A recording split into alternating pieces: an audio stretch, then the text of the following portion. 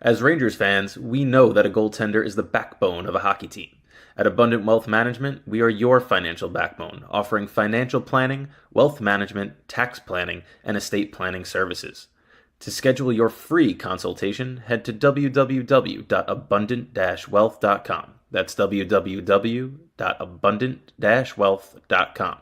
Abundant Wealth Management. Live, plan, triumph. You're listening to Rangers Radio, your home for end-to-end coverage of the New York Rangers. With your hosts, Brendan Azoff, Zach Domino, and Steve Pappas. Blue Shirts fans, the puck drops now.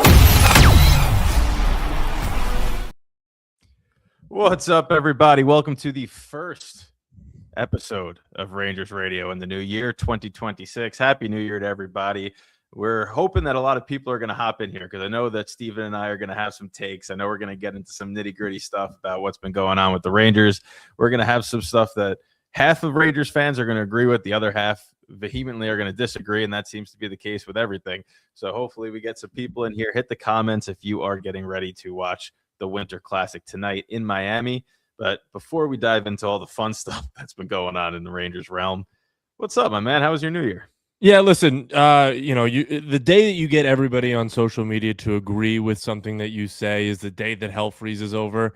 It sounds like that's what we've got in Miami. Hell is freezing over. We're getting ice hockey in South Florida. So maybe today is the day where somebody's take just gets completely agreed upon throughout the Rangers social media. But I highly doubt that. I had a fantastic New Year's. I think my New Year's resolution this year is stop being such a miserable prick, and that's going to be very hard with what this team does to your mindset and just how you act mentally. I've joked that this team is going to put me into therapy at some point, whether it be this season feels like the one that would do it. But we're off to a halfway decent start. I got plenty of notes to write down. Half of them are me being a miserable prick, and the other half are trying to find the good in all this. So other than that, not too bad. It's cold as ever living shit in Rochester. It hasn't stopped snowing for damn near 3 weeks at this point, and I'm so sick of seeing snow. Like, usually for me, Christmas, it's like, hey, Christmas time, it's perfect.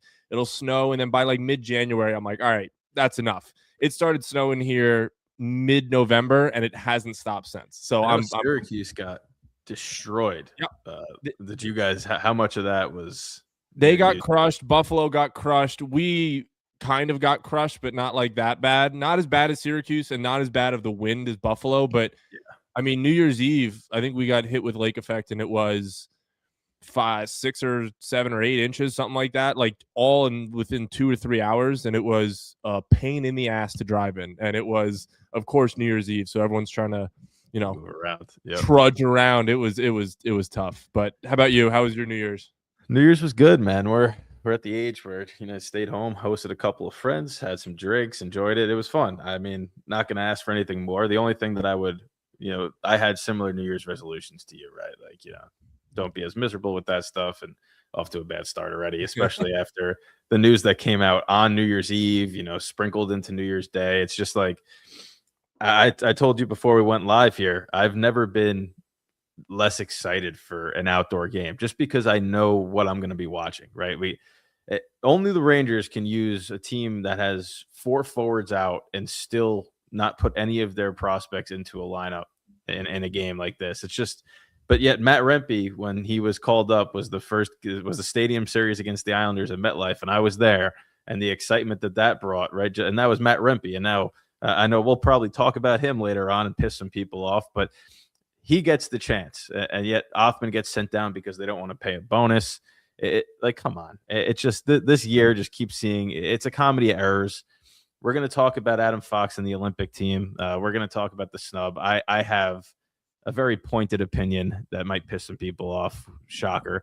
And then we're also going to talk about the game tonight, of course. So that's the big thing. This is a pregame show for the Winter Classic. Starts at 8 p.m.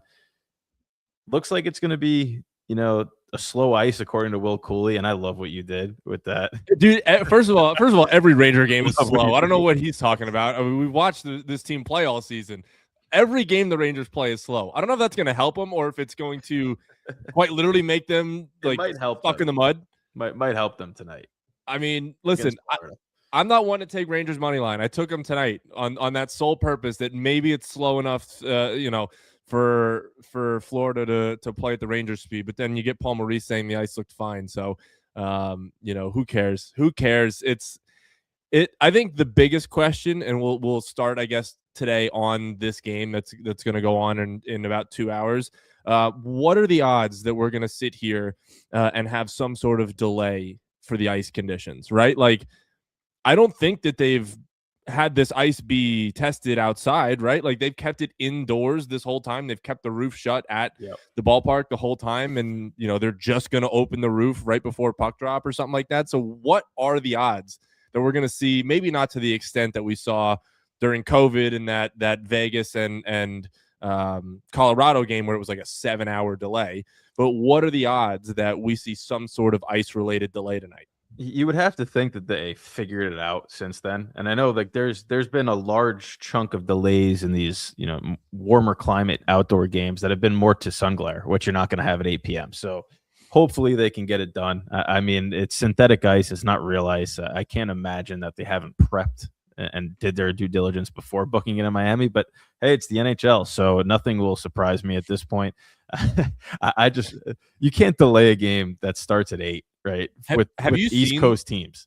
Have you seen some of the videos that have been circulating with this ice, which is how it looks? Like, it almost looks like they didn't put the liner down like taut enough, and there's like wrinkles in the ice. I don't know. It's something. It's a very NHL on brand thing for like, we get a half an hour delay because the ice is melting. Those AI videos of like everybody swimming, those have been killing me. I love those. My New Year's resolution is to, keep it off social media as much because I have so much. This is a huge year for me. I'm getting married at the end of the year. We got a ton of things going on that are going to be not a big deal, focusing my attention. So I'm like, let's try to stay off. And then you got the Winter Classic to kick things off, and I'm seeing those videos, and I'm like, this is addicting. But I hope there's no delay because I honestly, if this game starts at 10:30, I'm probably going to sleep. I'm not staying up for it, but we'll see, man. They're 5-0 in outdoor games, right? They haven't lost an outdoor game yet. The most recent one that they played at MetLife, the Stadium Series, was probably the most memorable, just because of that 3-goal comeback, the overtime goal that was so chaotic. I was at that game. It was an absolute psycho atmosphere the whole time, and both fan bases kind of had their moments too, which I think made it more fun. I was tailgating that one for like 3 hours before the puck drop, and this one I couldn't care less about because did you see what Vince Mercogliano said now of The Athletic on his podcast, or did you not catch that? Did not catch it. So he said that he basically thinks and this is obviously not word for word, this is verbatim, so I apologize, but he said that if they lose tonight, and it's their 4th straight loss, it's on national TV and a national spotlight, especially if it's a bad loss, that he thinks it'll get ugly quick in terms of how the reaction would be from the front office. To that, I say, I think that, Vince is obviously very tight end. He's got some good sources, but to me, that sounds like some organizational quote that was put out there just to make sure the fans believe that they really care and they're taking this seriously. If there were going to be some changes made, I think we're past the point with the current roster. Like, we would have heard more circulation about Artemi Panarin and about Lafreniere than we have so far. And I feel like all the rumors I see are, the Rangers are in the market looking for that big piece. That wouldn't be the narrative from the beat reporters if they really were worried about, their 4th straight loss right now. So we'll see. I mean, listen, I think that if you asked me what I would rather have happen, them win tonight and nothing change, or them lose and everything gets blown up, I'll take them losing. I will never root for the Rangers to lose, but I will also acknowledge the fact that that's the situation we're in, where that's probably the better route. Yeah, I mean, I've said this for at least a couple weeks now. Definitely, maybe for the majority of this season, what this team needs to do is blow it up.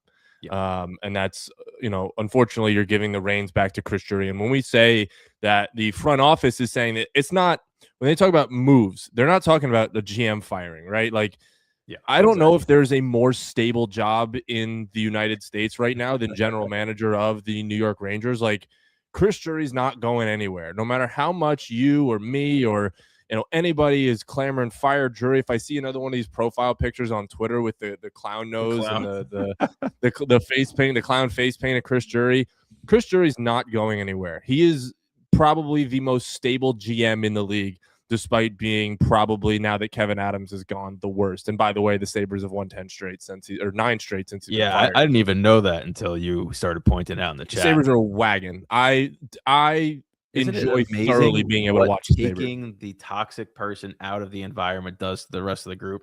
It's like, yeah, and that's the thing. Like, Kekalainen hasn't made any personnel moves. No, he hasn't done anything. He hasn't had time to do anything. They haven't lost a game since he got appointed, right? Is that where we're at this point? It's the Kevin Adams. Yeah, he's 9-0 since taking over. They've won, and then Kevin Adams got fired, and then they've won 9 straight since then.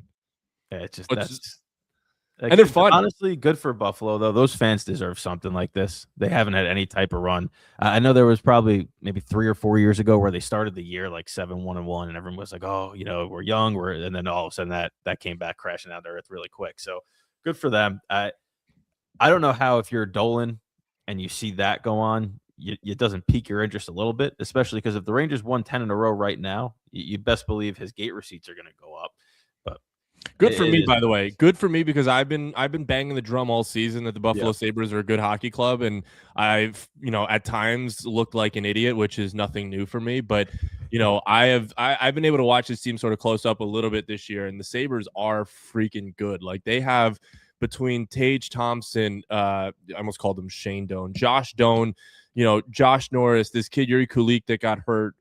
He's been good. Like, Samuelson's been so good. Dahlin's obviously one of the best defensemen in the league, and they've gotten sort of better goaltending from UPL. We're turning into a Sabres podcast, but they've gotten goaltending from Alex Lyon and UPL. So, it's so much fun to watch a team that, it's almost like whenever the Jets are going to make the playoffs, whenever that might be, that's what this is going to turn into. Yeah. It's fun being able to see, like, people that only care about the Bills around here, like, start to be like, oh yeah, the Sabres exist. And, the Sabres are fun to watch now. But, that sort of got us off topic of talking about Chris Drury, which I guess it could be on topic because he's more of a Sabres legend at this point than he is a Rangers legend. I think his stay has been overwhelmed, or however you say it. But yeah, this needs to. We'll go into. I don't know if we want to bring up. I have a few mock trades that I want to get into, and they both revolve around Artemi Panarin. And we can give this to you right now because it makes the most sense if this team is to sort of tear it down. I've got 2 hypotheticals. And listen, Artemi Panarin has a full no-move clause. So this is all hinged on him agreeing to waive that no-move clause. And these are the 2 that I came up with that I think are about as foolproof as any other ones. And we start in Buffalo, actually. I have him going to Buffalo, reuniting with Jarmo Kekalainen, and on the on the basis of Buffalo is so desperate to make the playoffs, they have this new general manager that has worked with Panarin, that had success with Panarin in Columbus. So I think could be a place where he could sit there and say, I will play and see if I can make the playoffs with this year. I've got Buffalo taking Panarin at 50% retained just because they don't have the cap space at the moment, for a 2026 first, a 2027 conditional second. That'd be a first if Buffalo makes the conference final and Panarin plays 50% of the games. And Isak Roseyan, who is a center prospect. I've got to see him a lot. He has a really good shot, very dynamic player with speed, can find space without the puck to be able to create scoring chances, which I don't think the Rangers have enough of. And Buffalo is very deep in their center prospect pool and their center pool in general right now. And he's a little bit older. I think he was a 2021 draft pick. I think he's 22 or 23 right now. So he's a bit of an older draft pick, or a bit of an older prospect, but first, conditional second, that could be a first if they make the conference finals, and a above average center prospect for Artemi Panarin. Who says no to that?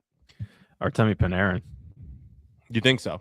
Well, there's two factors there, right? The first factor is Buffalo. And as much as Artemi Panarin might be okay with reuniting with Kekalainen. I can't imagine him, one, going to Buffalo, or two, if he does go, saying, I'm going to sign an extension, which might lower the return that you're going to get if Buffalo knows this is really a pure rental. So that to me is the only caveat with that. On paper, it sounds good, right? Especially if Buffalo can keep this and this doesn't fizzle out and they become a middling team again. But if they keep this type of hockey going, not necessarily winning every single game the rest of the year, but if they're in that playoff picture, it would behoove them, especially for their fan base, to go out and get a star player like Panarin to go alongside Tage Thompson and see what you could do, right? So I think on paper it works. I just can't imagine that the return would be what the Rangers would want for Panarin if there's no chance that he even considers re-signing with the team. And that's all speculation on my part, but just based on how his whole free agent saga went with the Rangers, it sounds like he's a destination-based guy. All right. Well, here's the second one. These are the two teams. So Buffalo was the second team that I thought of. This was the first team that I thought of. This was the one where I think it's the most likely to happen. So that was the teaser right there. That was the teaser, correct. And it helped that we were talking about Buffalo. This is the one where it's another team that has a general manager that is very desperate to win and make that big swing and that big move to get his team back into the postseason. And I think it's the Detroit Red Wings. And I think Panarin playing with Kane again could be enticing enough to waive that no movement clause. Panarin, no retention. Detroit has the salary cap to take him on for a 2026 first, a 2027 third, and Michael Brandsegg-Nygaard, who is a 20-year-old winger, 14th overall draft pick in 2024. Sort of a two-way shot first guy, playing really well in the AHL right now, 24 points in 20 games. I'm sorry, 20 points in 24 games. And I believe he's like their fourth or fifth ranked prospect in the Detroit system, but gives you a spot at right wing and a very good young right wing prospect. Who says no to that? That's interesting. Again, it would come down to destination for Panarin. I think like a lot of this hinges on Chris Drury, honestly, because you could sit here and put the perfect trade together, but based on talent evaluation, you just mentioned a guy that's not American, didn't go to Boston College. Is that somebody that Drury's going to be interested in? I don't think either party would say no to that on the premise of the trade. I think the only condition is Panarin likely to re-sign? To me, in order to get him to waive his no movement clause, it would have to be a situation where he either really likes the destination or really likes a couple of people on that team. And you mentioned Patrick Kane's there. You also have Alex DeBrincat, who has the familiarity with Patrick Kane, where that could become, some sort of, grouping that they put together. I don't know. Listen. I Again, like that one. I think that one's more realistic than the Buffalo one. Yeah, that one. Like I said, that one. Literally, this entire time where Panarin has had like some sort of trade. That was my first thought. It's Detroit. I mean, it feels like the no-brainer trade where it's for Detroit. You're looking to end this playoff drought, right? You're 25, whatever the streak was, years consecutive in the playoffs. Now you've gone 9 without making the postseason. You have Steve Yzerman, who is definitely known to make some sort of big swing and is sort of desperate to get back into the postseason.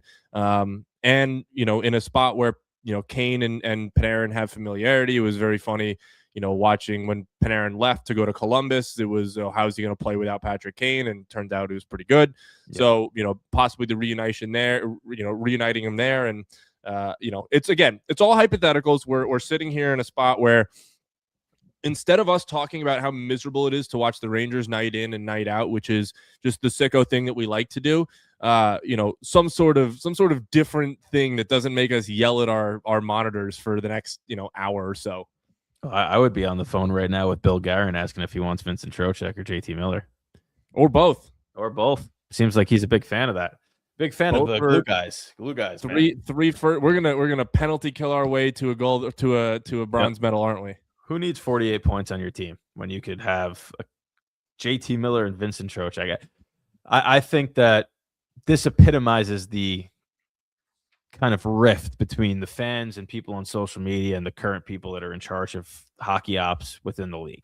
There's a huge push online, and especially because of how easy it is to post a chart of, people relying on the advanced stats and the numbers. And I think that there is a fine line that you have to toe when you're running a team between, the actual people and how they place together versus just the underlying analytics. And I understand that when you're building a team for the Olympics, but I also understand that the Olympics are supposed to be best on best. And yeah, Jason Robertson's not going to be a checking forward, but this is the Olympics. If you have the ability to add one of your better goal scorers and point producers, you do it. Especially if he could be a third line player where you have a guy that's near the tops of the league in scoring. I don't understand what we're doing here. I don't understand how you're building your team. And this whole narrative about if Fox isn't going to be quarterback in the power play, he doesn't serve a purpose. He's a point per game defenseman that analytically is really good defensively. I just don't understand, because he had a couple of bad games in a 4-game tournament. That's going to dictate it. And that goal in overtime that McDavid scored to win the Four Nations Cup for Canada wasn't even his guy. I don't know. You look at the numbers of Faber, you look at the numbers of Slavin, you look at the numbers of Hannafin, you look at some of these other guys that really, Seth Jones, they're not better than Adam Fox. I don't think, people really believe that. And if you do, then you got to get your eyes examined. So there's a lot of questionable things that have gone on over that. But if you're really diving into this where you're going to deal Panarin, I don't know how you don't deal Trocheck, because he's the only one that doesn't actually have the full no move. He has a moderate no trade list, so you have some flexibility there. I don't know how you don't look at other guys on this roster and say, can we get you to waive, or will somebody throw something at a dartboard and hope it sticks with one of you? And Braden Schneider would be another guy that I would be looking to move, right? It's just there's guys on this team where if they're not part of that group that you think you could really build around, why are you holding on to players right now? You're clearly not, you're 15th in the Eastern Conference. You're last based on point percentage. That's not the recipe for buy at the deadline. Sorry. Well, the 4 guys that pop off the page that are obvious that would be moved it's Panarin that we talked about. It is Trocheck that you had mentioned. It's Schneider that you mentioned, and it's Lafreniere, who still doesn't have a no move clause or no trade clause yet. So those are the 4 guys that, if it's going to happen, it's going to be one of those 4 guys, if not a multitude of those 4 guys. And you saw Chris Drury last year was not hesitant to move Hedl, was not hesitant to move Kakko, was not hesitant to move Trouba. So I think that's the more frustrating part about this season than last year. Like last year, obviously, you're coming off the Eastern Conference final, 2 games away from the Cup final, and you really hit this snag. And to Drury's credit, and I'm not one to give him credit, but to Drury's credit, he at least tried to make a move. He tried to shake it up. It wasn't, it didn't end up being the right move, but it was an attempt to trade Kreider, trade Trouba, and then you trade for JT Miller, and then you trade Kakko out there. You try and bring in this new vibe into the locker room. And at the end of the day, it didn't work, but there was an attempt. Right now, it feels like there is no attempt from the general manager to either get better or, in the other direction, go in that, younger crowd tank for the draft. I don't want to call it a tank because, it's just, you sell your pieces to recoup draft capital and try through the draft. There's nothing going on there from the top down. And then you watch this team play and they're just boring and slow. And it's not even like they're lazy or anything like that. They're just bad, right? Like they're bad, they're boring, which is a dangerous combination. Like at least if you're bad, make it 6-5 or 7-6 exactly. So we can enjoy these games. Watching a Ranger game and the other team scores the first goal 6 minutes into the game and you're sitting here like, why do I have to watch the rest of this? Like, sure, they might come back, maybe make it a 1-goal game, or they might tie it. Maybe they tie the game, but they're sure as shit not going to win it. So, and definitely not in regulation. Yeah, and definitely not in regulation. They've had 2 regulation wins in the month of December. It was in Ottawa, and it was the game against I think 2 in their last 12. Yeah, what was the other one? The Washington game. The Washington game where they scored 5 goals in the third period. Every friggin' game is going to overtime or they're losing. That's not the sign of a good team. But back to your point of Adam Fox. This is something that I thought was interesting. And if you peel the layers back just a little bit, it's not just that you don't think, or not, I'm not going to say that. It's not just that there is this perception that Adam Fox is not one of the best 8 defensemen of American defensemen in the league.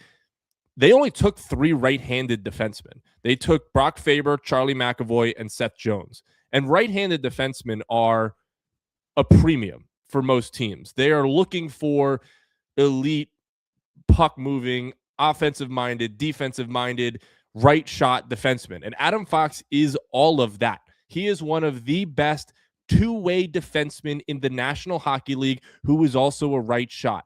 And you cannot sit here and sell me that Seth Jones is above or better or a better fit, because that's the big word that we've been hearing from Bill Guerin and all them. It's not that he's not the better player. It's that he's the better fit. You're telling me that Adam Fox is not a better fit for this group of guys as a right shot defenseman than Seth Jones is. Adam Fox can kill penalties. Adam Fox can run a power play. Adam Fox can play 5-on-5. It doesn't take a chart or rocket science or analytics to tell you that Adam Fox is the guy that fits this team better. And, you know, I think what really hampered him was the fact that he got injured, right? Like he missed, what was it, 11 games that he missed, wasn't able to play. And, you know, 14. he was on this heater, and he started the season really well, then gets hurt, and then comes back and he plays well again. So if he had those 11 or 12 games where he got hurt and continued to play at that caliber, I think he might make this team. Yeah. But I think it's ludicrous to sit here and say that you'd rather have, you know, Seth Jones, even to a degree, Charlie McAvoy over Adam Fox if you're just talking solely right shot defenseman. I think it's insane that you would not consider him one of the best right shot defensemen in the United States. 2 things on this. Adam Fox, out of the 3 that you just, the 4 that you just mentioned, if you include Adam Fox, he's the best defenseman on that list. I don't really care who I piss off. He's a better all-around defenseman than Charlie McAvoy. Charlie McAvoy throws bigger hits and is more defensive-minded, so I understand why you want to have him on the team, but Adam Fox is a better player than Charlie McAvoy. Sorry, not sorry. Adam Fox is a much better player than Brock Faber and Seth Jones. The whole narrative makes no sense to me. All you got to do is watch the Rangers play and then watch Adam Fox play. His first game back, he has 2 points. The first game back, you notice how he moves the puck out of the zone, and they actually can move up the ice because they have somebody with common sense in the back end. It's mind-boggling that he's not on that team, especially on the right side, like you mentioned. Now, Quinn Hughes, Zach Werenski, and Adam Fox are the 3 best American defensemen right now. I don't really think that's a debate. I think that's your top 3. I think on any given night, depending on how people do, you could interchange that. But Quinn Hughes is probably just raw skill, the number 1 defenseman, but he's not necessarily good defensively. His defensive analytics are all negative right now this year. So Adam Fox doesn't have that on a bad Rangers team. That's where you lose me, man. You're talking about arguably the most important player on his team in Adam Fox, right? Quinn Hughes can kind of fill that void too with Vancouver. But the difference is that Adam Fox is not just all offense. Analytically, he actually is really good defensively too, but he's not the big flashy guy that throws bombs, right? So that, like, Bill Guerin doesn't want to have him on the roster. That part was just, it miffed me completely. If you're gonna not take him on the team, you better justify that the 3 right defensemen you're taking are all better than him. And I don't think a single one is. The other thing is you have immediately the spins come out that Chris Drury and Mike Sullivan were, you know, just out of their mind trying to get Adam Fox on the team. John Cooper got Anthony Cirelli on Team Canada. All right, if you line up all the 12 best Canadian forwards, Anthony Cirelli's not on that list. But John Cooper got him there. So I don't buy for a second that these guys actually went to bat for Adam Fox. And to me, that's the bigger issue, because if I'm Adam Fox now, I request a trade. And you say, you know what, we'll see how good you really are defensively if I'm not back at all. And there's a part of me that I wanted Adam Fox. I mean, I got a picture of him up there. He's probably my favorite Ranger at this current juncture. And I would like him to be a Ranger for his entire career.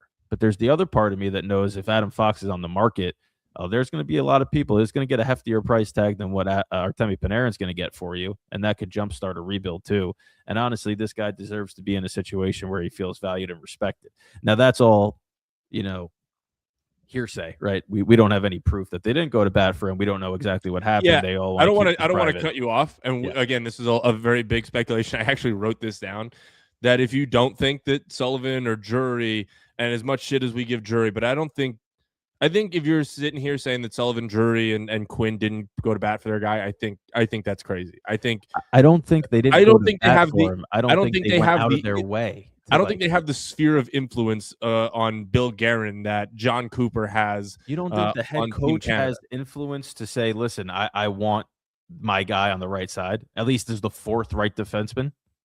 I mean, I think that's a great point. You got me on that one. I think that's a great point. But I do think that, at the end of the day, maybe the call came down to Bill Guerin. I mean, we don't know. We don't know what the process went to. Completely agree with that. But I'm sitting here thinking, if JT Miller makes this team and he's currently injured, to me, that's a sign that Sullivan and Guerin talked and they want that style of player.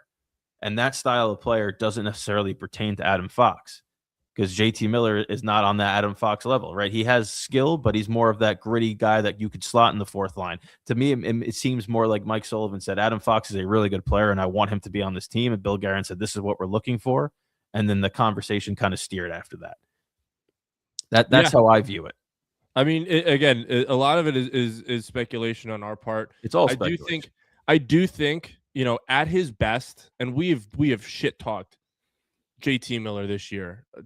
I opened Twitter just 10 minutes ago and saw that video that I had of his dog shit effort against Vegas, because that video is resurfacing because he made the team. At his best, JT Miller is a fantastic hockey player. He is a piece of shit on the ice that plays a north-south, in-your-face physical hockey game at his best. I don't know if you're going to get his best at the Olympics, but I don't necessarily hate him making the roster. That being said, I'm not a huge fan of leaving Jason Robertson off the roster. I think Fox is more egregious than Jason Robertson. I think the U.S. has significantly better forwards than Jason Robertson on this team to justify him not making it. Whereas on defense, like you had mentioned, Adam Fox is at worst the third best American-born defenseman in the world, and we don't have him on the team for whatever reason. So I think the Fox snub is more egregious than the Jason Robertson snub. But I'll fight more for, I think, JT Miller than I will for Vincent Trocheck. I don't see Vincent Trocheck as an Olympic hockey player in the slightest. Trocheck is JT Miller. I get at his best. Trocheck is a good player. He's not a U.S. Olympic. This is different than in 2008, right, when the U.S. was still on that fringe where they had stars, but they didn't have the depth. The U.S., if you look at the B tier, the people they left off this roster, you could argue that there's 9 forwards in that team that probably should have made it over Vincent Trocheck.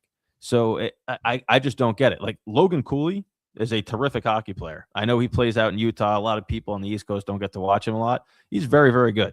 There's a lot of players that are really good. You could have this conversation about Trocheck. You could have it about Miller. You could have it about Brock Nelson, too, that there's younger, skilled guys that should have made this team. And forget that, right? I mean, in 4 years from now, when you have guys like Cutter Gauthier and people like that are coming up, Will Smith, Ryan Leonard's, that's going to be another decision where which way do you go? But I think that the biggest gripe I have is just that this narrative exists that Adam Fox is no longer an elite defenseman, and every single data point says otherwise. Including your eyes, by the way. Including your eyes. But because he doesn't have the blazing speed of the Hughes and Makars, and he does it with his IQ as opposed to just the raw foot speed and the flashiness, it gets dismissed. And I think that if you have a team, if you put Adam Fox in a situation where his defensive partner has the size, we see it right now with the Rangers with Gavrikov. He can thrive, right? He's a point per game player. He missed 14 games. He's got 28 points in 28 games. How many defensemen in this league are point per game players outside of Cale Makar and Quinn Hughes? On a bad team, by the way. On a team that doesn't score. Yeah. That does not score. On a team that is game player. That what are they? Are they last in, at least in the East, or maybe in the NHL in goals per game, or second to last, something like that in goals per game? You are watching one of the best two-way defensemen. He's not an offensive defenseman. He's not a defense. The Rangers are 31st in the NHL in goals for per game. and they have and they've played more games. game defenseman. Yeah. Yes. Well, they played the same amount of games. Point per games. Yeah. I got you. Like, I'm sitting here like, you can't use that on an Olympic roster? Yeah, you can. He doesn't have 28 points on the power play. He produces it all at even strength too. Just crazy to me. But I really don't want to harp on it because it pissed me off to no end. And this narrative that exists bothers me. And I think that every single GM, including Bill Guerin, would make a trade right now for Adam Fox to get him on their team. So it doesn't really make sense to me how you leave him off the roster. And I think his quote, where, it is what it is kind of the angriest that you're going to get Adam Fox, because that's just not his MO. He's very even keeled. I think he's pissed. Like, I'm interested to see how he plays, today in the Winter Classic and the rest of the season, because I really do think he's a little pissed off. Are you taking his over on points? What is over on points? 1.5? Actually, no, that means the Rangers have to score 2 goals. There's not a chance. It's tough. It's tough to take over 1.5 for anybody. That's true. I do think he gets a point tonight. I think he's, when he plays, he gets a point per game player. So I would like at least 1 point for Adam Fox. But you're talking about tonight. This is supposed to be a little bit of a Winter Classic pregame show as well. And you mentioned best on best, right? We're talking about the Olympic rosters, and we'll get back to that in a little bit. But best on best is not what we're going to be seeing tonight from the New York Rangers. The New York Rangers have no JT Miller, no Noah Laba, no Connor Sheary, no Adam Edstrom in their lineup. So they're down 4 forwards on a team that is already weak on the forward side of the depth chart. Justin Dowling is centering the third line next to Brodzinski and Taylor Radish. And Sam Carrick is centering the fourth line next to Rempe and Brett Berard. What did I say my New Year's resolution was again? Don't be as miserable. Yep. It's not helping. The reason I bring this up is because Matt Rempe. Now, I think Matt Rempe is a great personality. I think he's probably an extremely good time in the locker room and one of those guys that you definitely want to have on your team in the locker room. I put out something on X that basically said, if you wonder why the Rangers struggle with evaluating talent, you don't really have to look any further than how Matt Rempe's been gifted a lineup spot and has no way of losing that lineup spot. And people come back at me, and because this was all in reference to Sam Carrick fighting Tom Wilson after Tom Wilson lit up Noah Laba, then scored. And my hat goes off to Sam Carrick because he's done this all year, where he's been that guy that's answered regardless of whether Rempe was healthy or not. I am fully aware that Matt Rempe just had thumb surgery. I'm also fully aware that he's been under the guidance to not drop the gloves and fight because they don't want to re-aggravate that injury. I'm also fully aware that the only relevance he had on the New York Rangers is that tough guy persona.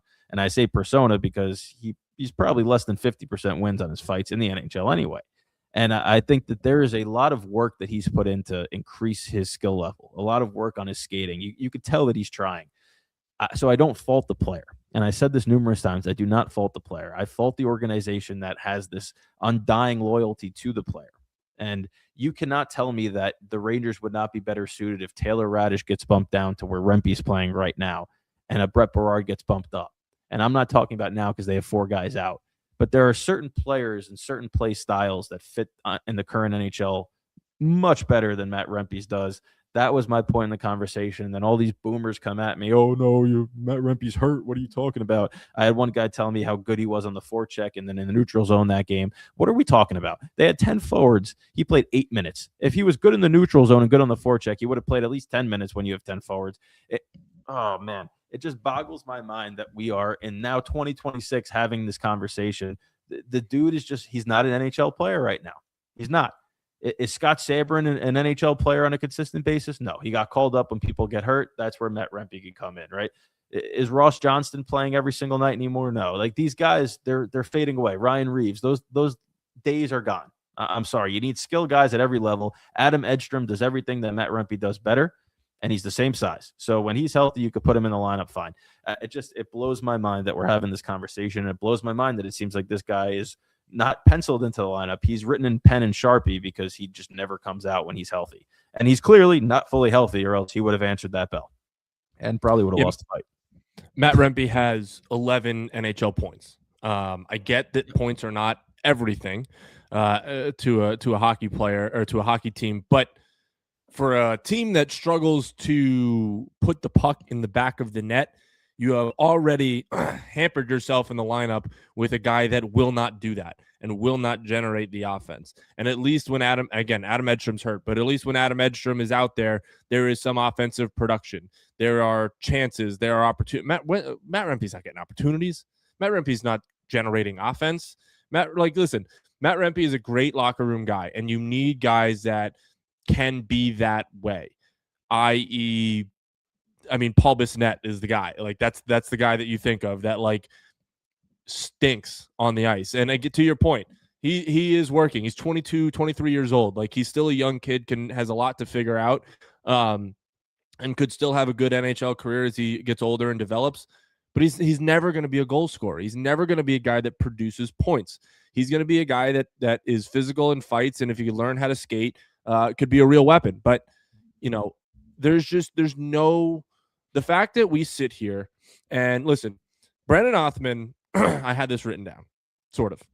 Brennan Othmann, to his own fault or to the organization's fault, has not been given any sort of chance to flourish. That is a guy that, for a struggling offensive team, he has a good enough shot to be put in situations where he can impact a game.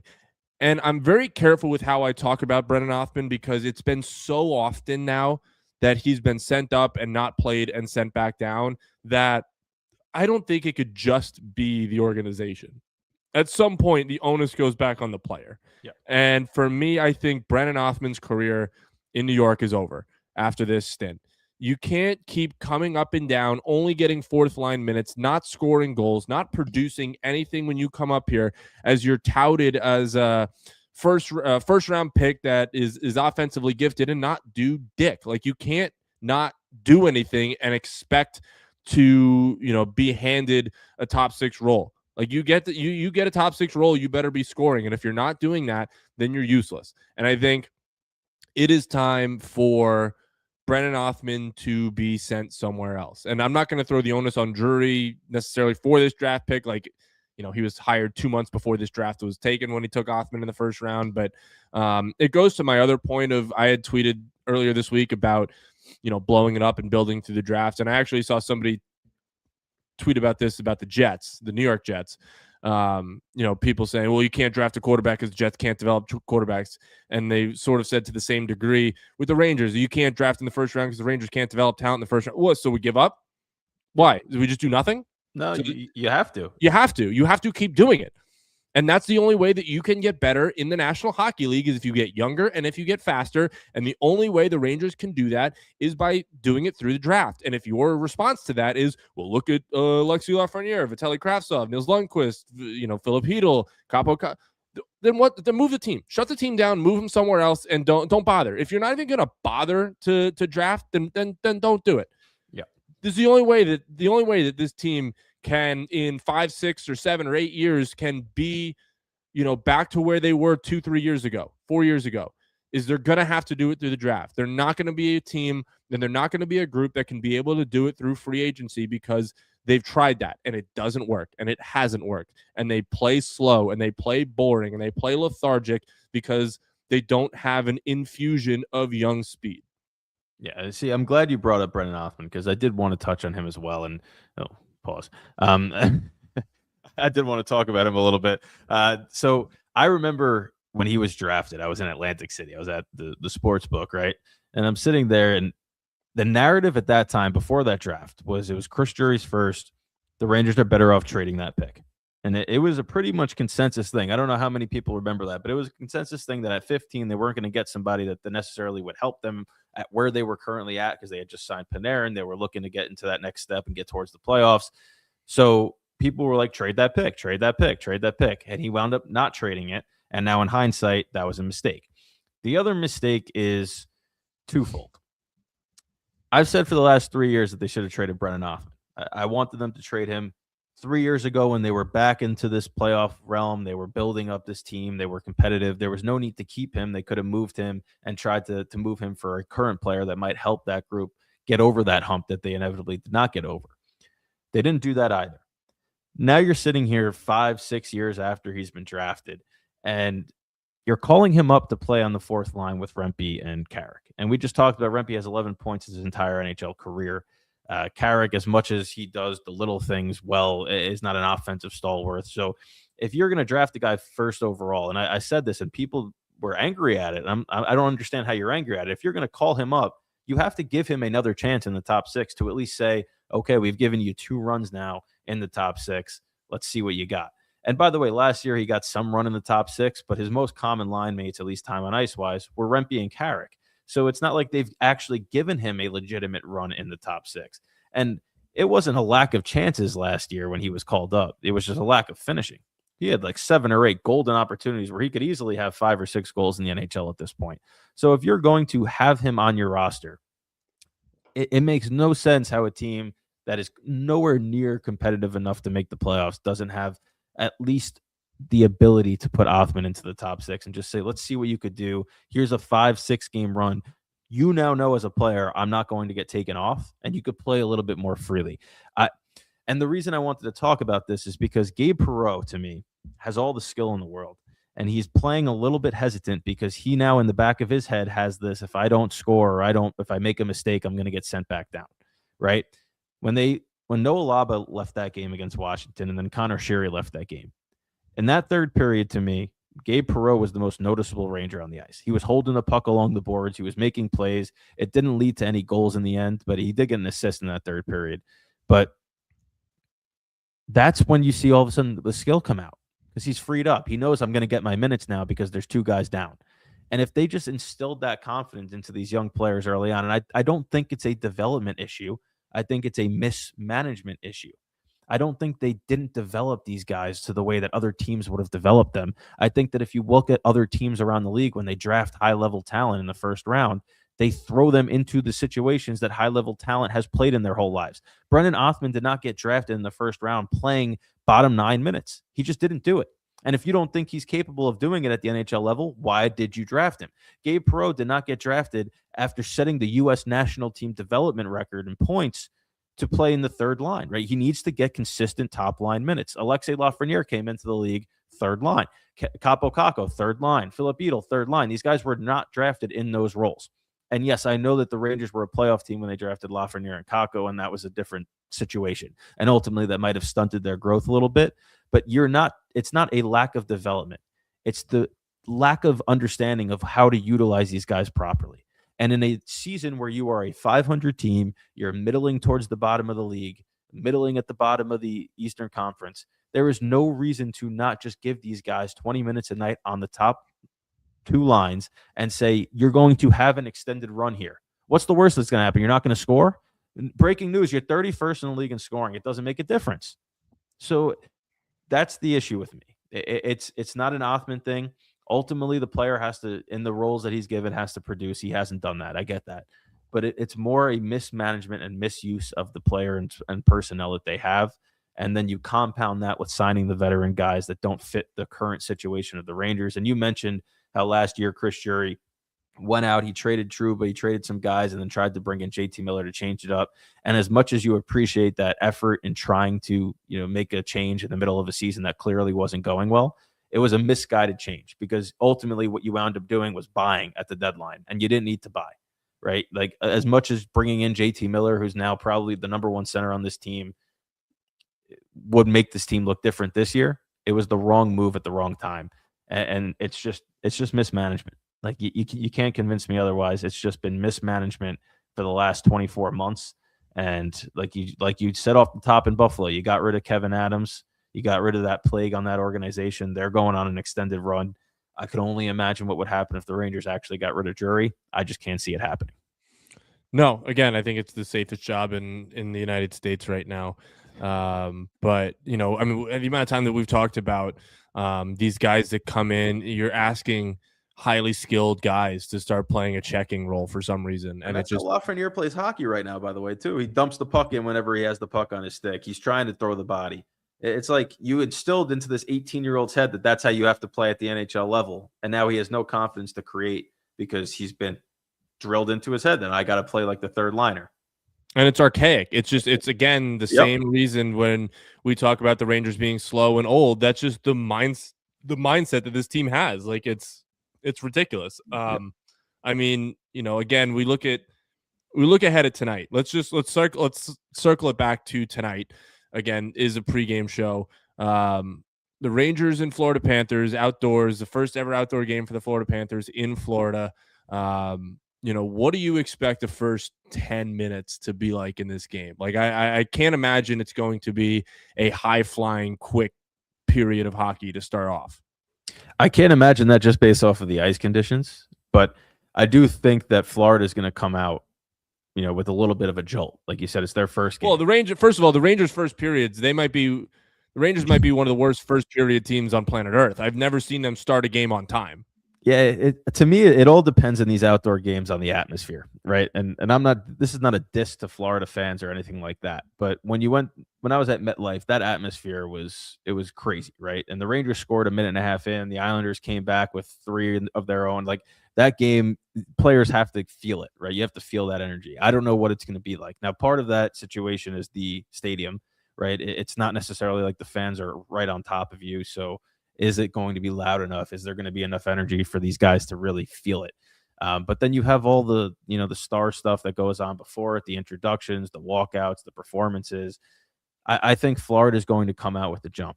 And like everyone says, you survive the first 5 on the road, you'll give yourself a chance to win that hockey game. If the Rangers survive the first 5, and this is going to have to be a game they win 2-1, because you just look at the bottom 6, they're not scoring. The top 6 hasn't really scored at will either, so they're going to have to shut down Florida, which is a lot easier said than done. But I mean, if you look at the 5 games they've won outdoors in their organization's history, every single one of them, besides the 7-3 blowout against the Devils, had some sort of craziness to it, right? The Winter Classic, the first one that they had in Philly, Lundqvist stops Briere on a penalty shot to win the game 3-2. Rupp scores 2 goals in that game and does a Yager salute. Like that. So what you're saying is Justin Dowling's getting 2 tonight. And these outdoor games breed that unexpected guy that comes through. And the Rangers have a history, and as do most of these outdoor games, where there are crazy things that happen. So I don't think you can say the Rangers are going to get killed tonight because of who they're playing. This is a unique circumstance, but I do think they have to play extraordinarily disciplined defensively to have a chance to win. I will say this: thank God that this happened 2 years ago. There's only been one team in Winter Classic history that's been shut out, and it was the Vegas Golden Knights in Seattle 2 years ago. So thank God that had happened. Otherwise, the Rangers were 100% being shut out tonight. It's just going to be interesting. It's. They score 7 against Washington and then have not won a game since then. And every game has sort of gone the same way where, they're in it, but not really. Like they're in the game, but they're getting absolutely caved by the opponent. Like Washington, the second Washington game never felt like it was close. The Carolina game really should not have been close had it not been for Igor Shesterkin. And the other game is blanking on me right now, the overtime game. No, that was Carolina. What was the other game that they had played? Washington, Carolina, and who knows? Probably didn't even watch at this point. I'm just looking for an entertaining product tonight. I don't care if they win. I don't care if they lose. I want to be entertained tonight. And the Rangers too often play games where, the Islanders, right, where they got shut out again. Forgot about that. They haven't scored in 120 minutes against the Islanders. Yeah, when the Islanders scored in the first minute and then the last minute of the game, and that was it. Just have it be entertaining. Like that's all I ask for. If it's got to be, and listen, as you guys should know by now, we are Adam Fox and Igor Shesterkin apologists every night on this show or every week on this show. If this game has to be 8-7 for it to be entertaining, or like just show me something. Just show me some life. I want to see something where I don't sit there and say I'd rather be reading a book than watching this game. Yeah. That's been the majority of my thoughts for the last 3 weeks has been I'd rather be reading a book than watching this game. So I want to end on more of a positive note, right? So we talked about 2012, the Winter Classic there. That to me is one of the most memorable games of my childhood just because that was the first Winter Classic they had. That was a great game. I remember every week watching the Road to the Winter Classic. I think I watched the first episode of this one. and that was it. I watched every single episode like it was my religion. Absolutely. I think I was 2012. I was 14. I was 14. No, yeah, 14. I don't know. Yep. 14. Who the fuck knows? 14. So you had that one. That one was amazing, and just the fact that Rupp had 2 goals, and it's like, that lived up to the hype. Richards scored. Very underrated player in his own right, Brad Richards. Then you had the Buffalo 2018 one where current Ranger JT Miller scored the overtime winner in that game, and the Flames coming out. That was another good game. City Field for me, so that was a good one. Exactly, right. So you have good memories there. Then you go to the Stadium Series, right? And I remember at Yankee Stadium when they played the Devils and the Islanders, you couldn't have 2 different contrasts of a game, right? I think they went down early against New Jersey, and then the Mark Stahl scored a goal from the half wall against Brodeur, and the Rangers just went bonkers. They scored 7. They went 7-3. Then they went 2-1 over the Islanders the next night. Who was in goal for the Islanders? Do you remember? Was it? It's got to be someone current, right? No. That's a great. I'm throwing a shot. Antti Niemi. No. Who? Evgeny Nabokov. Oh, God damn it. That was okay. That was my first thought. Yeah, with that was the my little first beanie thought. on his I head. don't know why I went off that one. So you had that one, and then obviously in 24. And 24 was the year, I was at that one. I was at that Stadium Series, the first outdoor game that I had gone to. And just the atmosphere was awesome. Like everyone in the parking lot, Islanders, Rangers fans was hanging out. And like you said, 8-7, that was a 6-5 game where it went back and forth. You had as dramatic an ending as you could have with the review and all of that. So you don't have JT Miller in the lineup tonight, who did score an OT winner in a Winter Classic in his own right, but you do have Panarin, who scored 1 in a Stadium Series. The Rangers have several players on their team that have played in an outdoor game. Florida doesn't have that, right? So you should have a little bit more familiarity with how everything's going to go. All I'm saying is I wouldn't be shocked if this was the game they won, despite the lineup. But I also would be less shocked if it's a game they lost, if that makes any sense to anybody that's listening. 100%. Like I'm sitting here. Listen, like I said, I'm not a guy to bet on the Rangers. I took them today because I genuinely believe with how dumb this team is, this is a game that they win.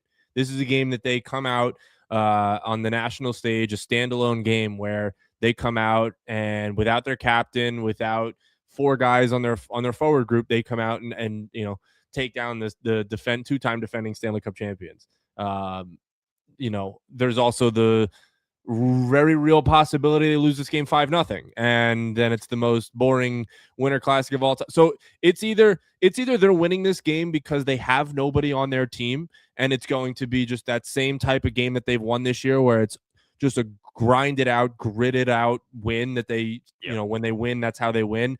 Or it's going to be they're going to get embarrassed and be shut out because that's how they lose games. So there's really no in between. It's going to be one or the other. I think if Florida scores first, it's over. I think if Florida scores first, there's not a chance this team comes back. It'd be very hard pressed to say that this team would do that. But again, at the end of the day, I think it all depends on who gets the first goal. I think if the Rangers can get the first goal and really pack it in and play defense, the second one could come. But that's how when they're successful, they get the first goal because then they're able to play that 2-1, 3-2 style of shithousery that they like to play because they have no skill offensively. Exactly. And if there's anybody from the national broadcast tonight that's watching this right now, all I ask is that you don't say that the Rangers play the game with speed and transition on the rush, and that's how they look to score, because that's how they did in 2022 to 2024. And I've heard it on every single national broadcast game the Rangers have played this year. No, that's not this team anymore. They actually don't know how to score goals. They just hope that they get a bounce here and there and that it's enough to win the hockey game. So just fire it from the blue line and hope it gets tipped in. That's their offensive philosophy. They play the game like Carolina, except they're significantly worse than Carolina at doing it. It's a little bit infuriating. I wish that they would go back to the 22 to 24 seasons and how they would score. And, I didn't realize, we all realized in the moment, especially when they won 7 straight games in the playoffs, the resiliency of that group. It was a fun team to watch. How many comebacks did they have that year? They didn't lose a single game when they scored 4 goals or more. It was just everything was clicking for them. And then you fast forward, and since that point, it's just been a dumpster fire. And how do you go from that level to where they're at now, where it's not even like, yes, the players have gotten older, the team's changed, I get that, but it's not like they're playing anywhere near what majority of the same group was just doing. It's a weird feeling to watch a team that just completely fall off a cliff. And it's an even more strange of a feeling knowing that the guy that has overseen that seems like he has this job security that's crazy. But we're not talking about that anymore. I'm very interested to see from the start of last year to the Rangers 22nd in points in over the last 2 seasons, which is better than I thought they'd be, but still shit. Well, it's because even this year, right? You look at first of all, I don't know if when you looked at the standings last, what happened to Winnipeg?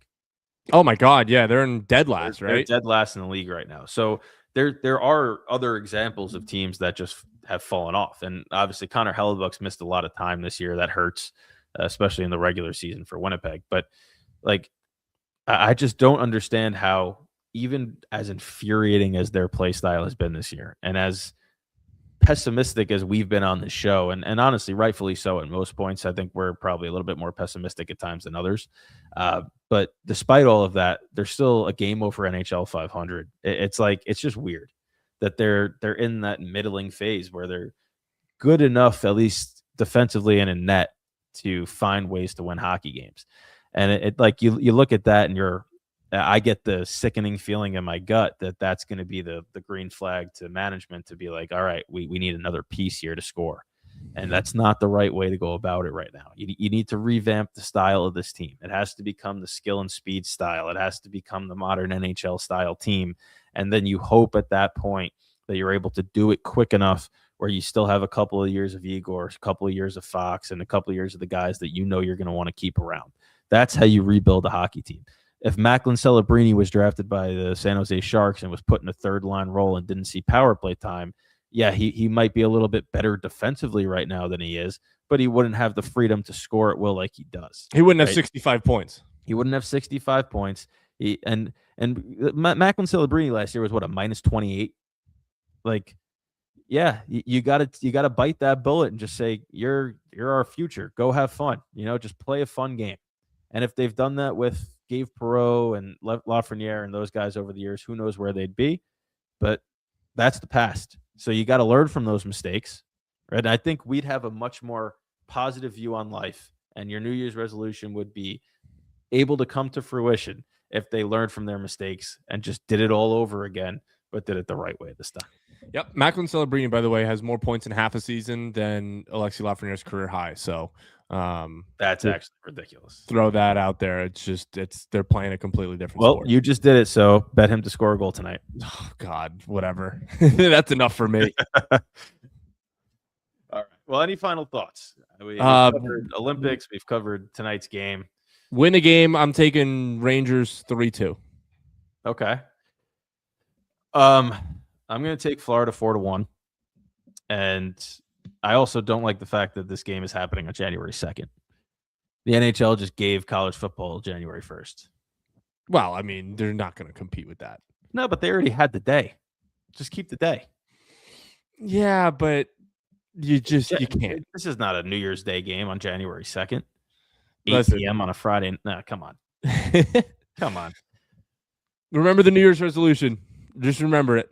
Keep it New Year's Day. Keep it. I can't. All right. All right, gentlemen. What happens. We got 8 p.m. start tonight at Lone Depot Park in Miami. I'm very interested to see what the atmosphere is like. I can't get a vibe. I lived in Florida for 15 months, so Tampa's a great arena to watch a game. I went to a game at Florida. I went to a playoff game, Panthers against Toronto. Speaking of, I get to hit 2 new arenas in a couple weeks. Going to LA for the start of the Ranger road trip. I'll be great there area around that. I'll be there for Anaheim and for the Kings. So anybody that's in LA that week or those 2 days, let me know.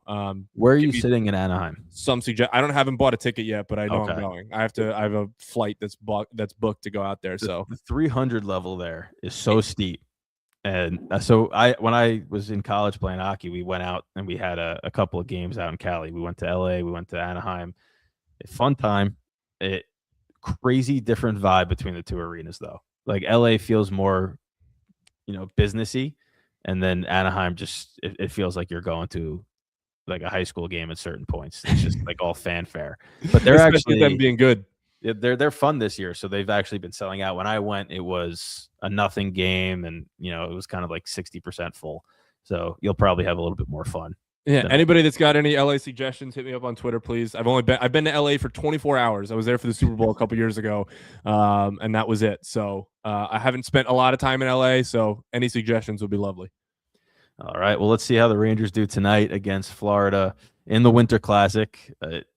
We'll see. That this game, when it was billed, 2024, you would have sold me how exciting this was going to be. Now you fast forward to 2026, and I'm like, yeah.